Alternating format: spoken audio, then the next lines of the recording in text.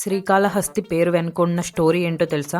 శ్రీ అంటే సాలెపురుగు, కాల అంటే ఒక సర్పం, హస్తి అంటే ఒక ఏనుగు. ఈ మూడు జంతువుల పేరుతో ఈశ్వరుడు శ్రీకాళహస్తీశ్వరుడుగా ఇప్పుడు కొలువై ఉన్నారు.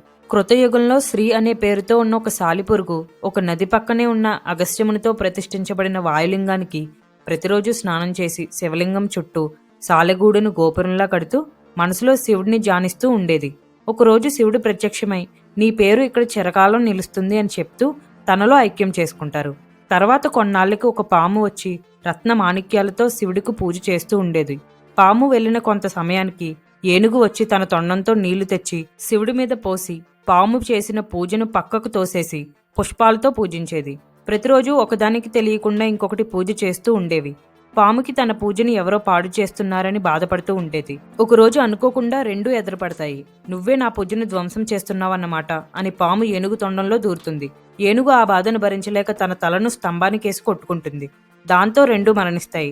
ఆ తర్వాత శివుడు పార్వతీ సమేతుడై ప్రత్యక్షమవుతారు. పాముకి ఏనుగుకి మోక్షాన్ని ప్రసాదించి ఈ ప్రాంతమంతా శ్రీకాళహస్తిగా ప్రసిద్ధి చెందుతుంది అని చెప్తారు. వీడియోకి ఒక లైక్ ఇవ్వండి, ఛానల్ని సబ్స్క్రైబ్ చేసుకోండి. Thank you.